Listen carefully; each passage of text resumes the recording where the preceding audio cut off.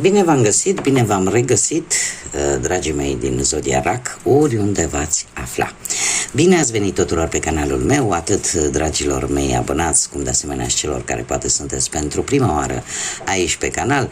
Eu sunt Nina pentru cei care nu mă cunosc și ca de fiecare dată sunt tare bucuroasă să vă am alături la fiecare lectură. Azi, așa cum am obișnuit, voi face lectura temporală fără limită de timp, o lectură pe care voi să o puteți urmări oricând doriți sau atunci când apare în viața voastră. Dragilor, ca de fiecare dată vă readuc aminte că voi sunteți constructorii propriei voastre vieți prin deciziile pe care voi le luați. Este o lectură generală, așa că vă rog din suflet să luați decât acele mesaje care rezonează cu voi, iar restul lăsați-le să zboare în univers, pentru că sigur sunt pentru alte energii care într-o mai mică sau mai mare măsură au o legătură cu Zodia RAC. Așa că, dragilor, toți cei care aveți soarele, luna, Venus, ascendentul sau oricare alt aspect astral important pentru voi din harta voastră natală și care are legătură cu Zodia RAC, atunci această lectură este de asemenea și pentru voi. Și haideți să vedem în funcție de ce simțiți, ce trăiți, ce gândiți, care este situația voastră actuală, dragilor din RAC, sau cu orice altă legătură importantă cu această zodie. Și se pare că sunteți într-un moment în care, efectiv, domne, nu vreau să-mi refuz nici cea mai mică plăcere. Vreau să mănânc azi ciocolată, am dat un exemplu. Voi mânca ciocolată.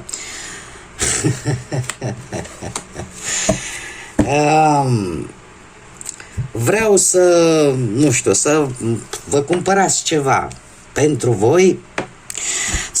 Vă tratați voi pe înși vă, sunteți într-un moment în care vreți să vă tratați regește. Poate unii dintre voi chiar veți face și niște gesturi sau niște lucruri destul de nebunești pentru unii, dar pentru voi nu. Asta vă face să simțiți că trăiți. Chiar dacă, trebuie să vă spun că vor exista, poate că au existat persoane sau chiar în acest moment, vor exista persoane care, într-un fel sau altul, poate vă vor critica, nu neapărat să vă critique într-o manieră urâtă, rea, dar voi să percepeți ca și cum să o luați un pic personal, așa, și se pare că nu e cazul, pur și simplu cineva aici poate v-a spus ceva sau a făcut un gest care pe voi v-a deranjat și ați luat-o la nivel personal. Se pare că respectiva persoană nu a avut în plan acest lucru. Asta îmi spun mie cărțile. Haideți să vedem ce ne spune tarotul pentru dragii mei din RAC și pentru că sunteți o zodie de apă, dragii mei. Ia uitați ce tarot frumos, oceanic am eu aici, mai ales cu căldurile pe care le traversăm. Eu cel puțin aici în zona unde eu locuiesc, deja sunt anunțate 42 de grade, suntem efectiv netopim. Haideți să ne răcorim cu acel tarot minunat de apă și să vedem ce vine pentru dragii mei din RAC în următoarea perioadă de când voi urmăriți această lectură. Haideți să vedem. Și începem, bineînțeles, cu viața profesională. Dragilor, tocmai ce ați închis un capitol pe plan profesional, l-ați închis, nu știu dacă are legătură sau nu cu străinătatea, dar ați traversat o perioadă de închidere și de nou început. Unii dintre voi v-ați propus și ați plecat chiar într-o călătorie, poate chiar în străinătate, pentru a găsi ceva de muncă. A fost o călătorie destul de lungă. Dacă nu vorbim neapărat de o călătorie, vorbim de contact cu străinătatea, cu cineva de departe și cu mutare. Să zicem că problema ar fi alta. În acest moment, nu știu dacă Zodia Capricorn vă spune ceva, dar în acest moment trebuie să fiți cât mai isteți posibil să obțineți ceva pozitiv. Există pentru unii dintre voi tentația să amestecați lucrurile, să amestecați munca cu dragostea, care nu este chiar cea mai bună manevră. Alții e posibil să fiți în plină negociere pentru un contract. Încercați să obțineți toate informațiile necesare.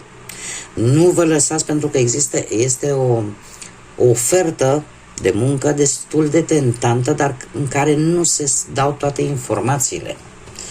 Va trebui voi să le obțineți aceste informații. Următoarea perioadă va fi ceva destul de obositor pentru voi pe plan profesional, și când spun obositor mă gândesc atât la nivel psihic cât și poate la nivel fizic.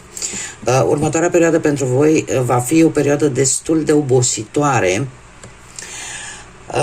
și în care veți simți nevoia efectiv să vă odihniți. Veți simți nevoia, sau mai bine zis, sfatul acestei cărți este acela de a avea un pic de răbdare și de a nu forța lucrurile.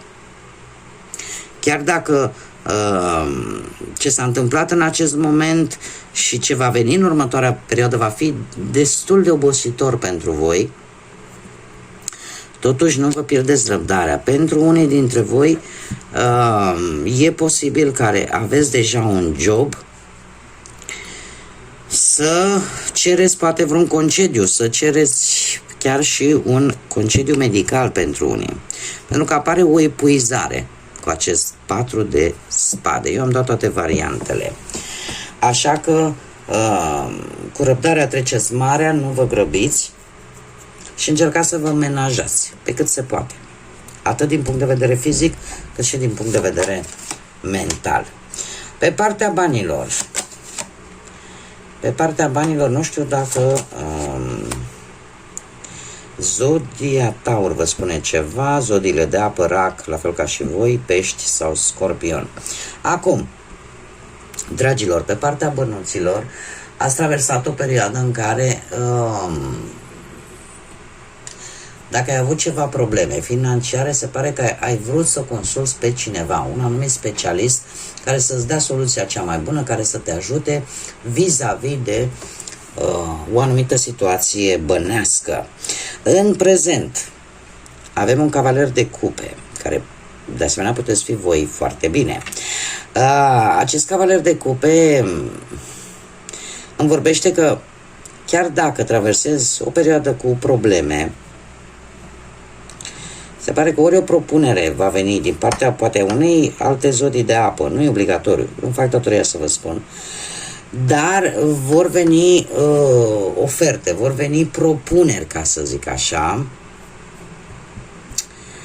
care te vor ajuta într-un fel sau altul să-ți rezolvi situația sau respectiva problemă, dacă cumva ea există. Totuși, avem un 4 de cupe. Următoarea perioadă pentru voi este o perioadă care oportunități vin să faceți bănuți. Problema este că nu toate sunt mire și zahăr și unele le puteți pierde pentru că nu sunteți atenți. Trec pe lângă voi, vă axați poate pe o singură cale, ignorând ce e pe lângă. Se cere un pic de atenție în următoarea perioadă. De ce? Pentru că tindeți să fiți un pic neglijenți, mai ales cu bănuții. Încercați să fiți mai să vă treziți așa un pic. Pentru unii dintre voi eu aș spune că și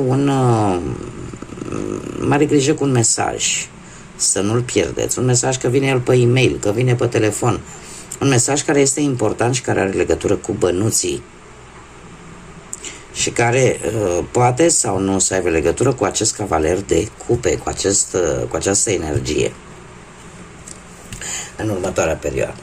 Dar șanse ca să faceți bănuți, ca să rezolvați o anumită situație financiară, ele vor exista. Doar că trebuie să fiți un picuț mai atenți. De ce? Pentru că din neatenție le puteți pierde. Pe parte sentimentală, ia să vedem. Pentru cei care sunteți într-o relație deja, într-un cuplu, Dragii mei, am zodii de pământ, Taur, Fecioară, Capricorn, poate să vă spună ceva. Văd că mi-apare iar un 4 aici. Avem un 4 de cupe, un 4 de bâte. Dragilor, într-adevăr, vreți o stabilitate, asta se vede și în cărți, o stabilitate atât la nivel material cât și la nivel sentimental. Cu ceva vreme în urmă, cei care sunteți deja într-o relație, cu acest 4 de bâte, ați avut o perioadă stabilă, o perioadă de fericire, de celebrări, de ce nu, unii dintre voi poate chiar tocmai ați celebrat nunta sau vreun botez sau ceva. Un eveniment important pentru voi în viața voastră de cuplu. În prezent avem acest cavaler de monede. Este un personaj destul de răbdător, este o energie destul de răbdătoare care poate descrie foarte bine perechea voastră. Cineva foarte meticulos, cineva care are foarte multă răbdare, nu se grăbește, are un comportament destul de responsabil și de obicei este acea persoană care caută siguranța celor dragi. E adevărat, o energie foarte perfecționistă,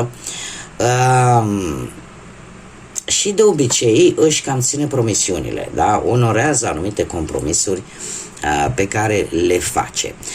Dacă unii dintre voi simțiți că relația voastră are ceva mici probleme, se pare că ați început cumva să lucrați amândoi la relația voastră, să o faceți să funcționeze, dar asta cum să spunem, în cazul în care ați avut ceva probleme.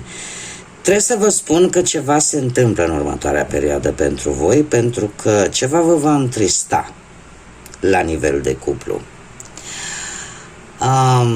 Sau, mai bine zis, unii pot avea o mică decepție. Simțiți voi că ceva nu iese bine în relația voastră. Poate să fiți un pic mai pesimiști. Unii dintre voi, trebuie să vă spun acest lucru.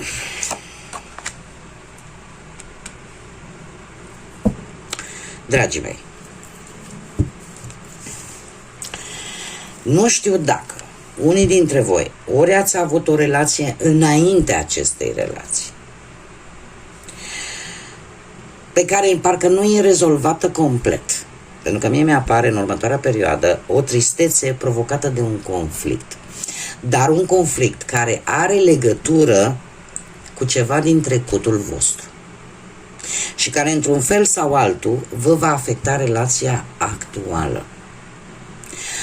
Acest 5 de spade trebuie să vă spun că vine cu un avertisment. 5 de spade ne vorbește despre două pietre tari, în care la un moment dat una se sparge, dar trebuie să vă spun că de fapt nimeni nu are nimic de câștigat. Chiar dacă o piatră se sparge și cealaltă rămâne întreagă, totuși nu iese nimic bun din această situație. E vorba probabil de niște ambiții deopotrivă și de la un personaj și de la celălalt sau cu alte personaje. Cert este că voi în următoarea perioadă veți traversa o perioadă destul de decepționantă, de tristă, în urma unui conflict. În urma unui conflict care, cum am mai spus, unor tensiuni în care nimeni nu va avea de câștigat. Și mare atenție, feriți-vă de agresivitate și de persoanele agresive, cum să spun eu, mai ales din punct de vedere fizic. Cu toate că sunt aici niște persoane agresive în modul în care vorbesc, foarte tăioase, care atunci când deschid gura rănesc și rănesc adânc. Încercați să vă feriți, pentru că aceste energii voi le puteți schimba. Am spus-o și o mai repet. Tarotul, cărțile de oracol și orice parte ezoterică nu obligă. arată de fapt cum merg energiile. Energii pe care voi le puteți schimba. Fiind puși în, cum să spun eu, în gardă, voi puteți schimba aceste energii prin acțiunile și deciziile pe care voi le luați. Da? Aici nu e o sentință. Aici este o variantă. Mergem mai departe. Cei care sunteți singurei,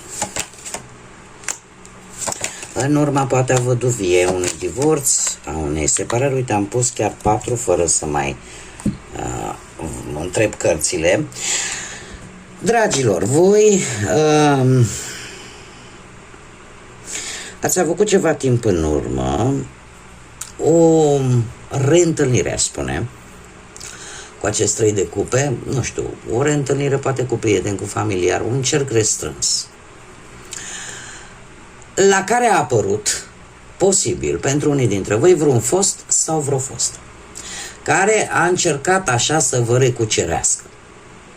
Alții dintre voi ați avut un moment, un eveniment în care ați încercat să socializați, în felul ăsta să cunoașteți pe cineva.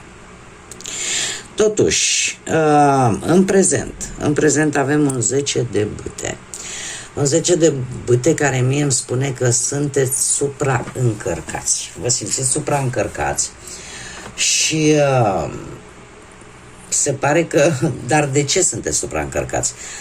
Cred că din punct de vedere mental sunteți supraîncărcați, pentru că încercați cu tot din adins, urmăriți pe cineva de foarte multă vreme. Și faptul că nu știți dacă efortul vostru va da roade sau nu, asta vă încarcă emoțional și chiar fizic, aș spune câteodată, se manifestă, nu? Odată ce nu ești perfect ok din punct de vedere emoțional, la un moment dat se răsfrânge și asupra părții fizice și vă simțiți foarte încărcați. Următoarea perioadă pentru voi, dragii mei, vine cu 8 de monede. Se pare că lupta voastră nu va fi chiar degeaba, pentru că veți reuși cu acest 8 de monede, veți reuși să aduceți o schimbare tare benefică pe care voi oricum vă doreați în viața voastră sentimentală.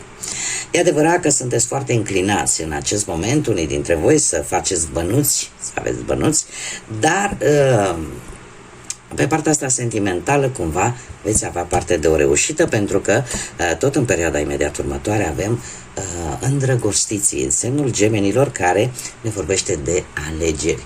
Alegeri care trebuie să vă spun, nu știu dacă din păcate sau din fericire, aici voi decideți, dar e legată de o decizie importantă, legată tot de vreun fost sau de vreo fostă. E ca și cum ai zice o nouă șansă cu cineva din trecutul vostru. Este o decizie importantă între două persoane, o decizie pe care tu o vei lua cu inima. Dar trebuie să vă spun că vei face și un compromis destul de important. Și asta pentru că vrei o schimbare în viața ta sentimentală. Bun, mergem mai departe. Haideți să vedem ce ne spune acest oracol al fazelor lunare. Ce mesaj are pentru dragii mei din Rac? Hai că le las pe toate.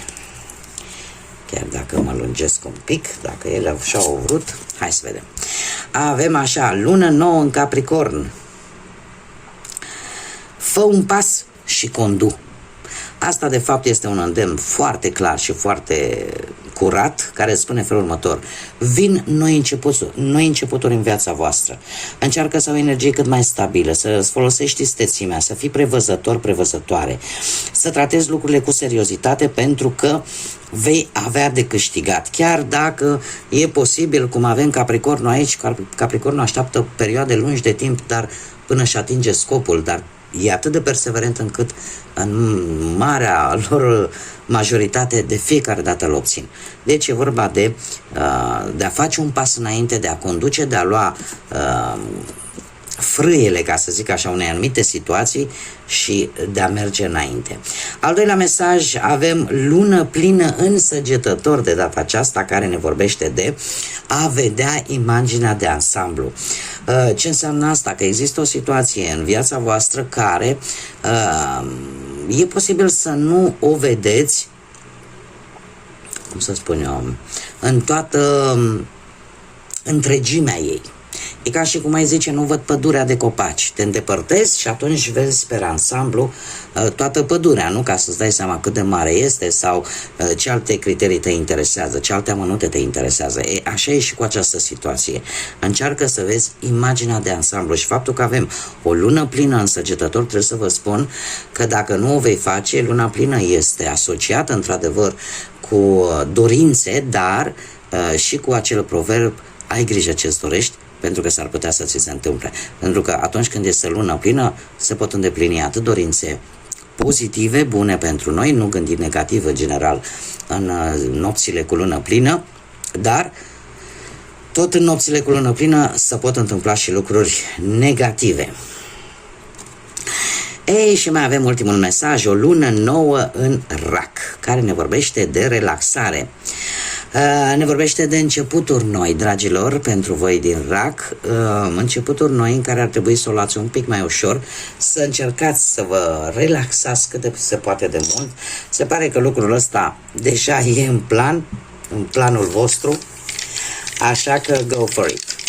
Acum, haideți să vedem ce ne spun zarurile astrologice pentru dragii mei din Rac în următoarea perioadă de când voi urmăriți această lectură. Și avem, cred că este casa 6-a, să vedem aici, avem zodia Fecioară și avem pe Venus, casa 6-a, zodia Fecioară. Casa 6 ne vorbește de muncă, ne vorbește de datoria voastră, de sănătatea voastră și de forma voastră fizică, dar și de preocuparea pentru ceva anume. Faptul că avem zodia Fecioară aici, asta îmi indică încă o dată o atenție mărită, mai ales pe planul profesional, da, partea aia de muncă, pe datoria voastră față de familie, poate față de o promisiune pe care probabil ați făcut-o. De asemenea, atenție la detalii pe partea sănătății, dragii mei, pe forma voastră fizică. Vedeți că corpul uman dă semnale atunci când când are ceva probleme, vă dă semnale. Nu le ignorați. Da? Și de asemenea, atenție la detalii pe ceea ce vă preocupă pe voi în mod deosebit. Faptul că avem pe Venus, asta îmi spune că următoarea perioadă pentru voi simțiți nevoia să vă simțiți voi mai bine în pielea voastră, începeți să vă gândiți mai mult la ceea ce vă împlinește pe voi, la ceea ce vă doriți voi cu adevărat și se pare că apare o nevoie mai acută de iubire, o nevoie mai acută de a reuși într-un anumit plan, poate pe plan profesional. Dar, de asemenea, ne vorbește și de o autoestimă, care este bună până la un punct. Da? Întotdeauna, așa cum vă spun de fiecare dată când am ocazia, ce e mult nu e bun. Totul trebuie să fie într-un echilibru. Așa că, dragilor, cam atât am avut pentru voi. Eu vă mulțumesc din suflet pentru toate aprecierile voastre, pentru comentarii, pentru like-uri, pentru distribuiri, pentru faptul că vă abonați. Sunteți minunați ca de fiecare dată. Iar până data viitoare, când ne vom reîntâlni la o nouă lectură, vă doresc tot binele din lume, să aveți parte de fericire, de iubire, de pace, de liniște și de mult echilibru. Așa că, dragii mei, până ne vom revedea, ca de obicei, numai bine și să fiți iubiți, dragii mei.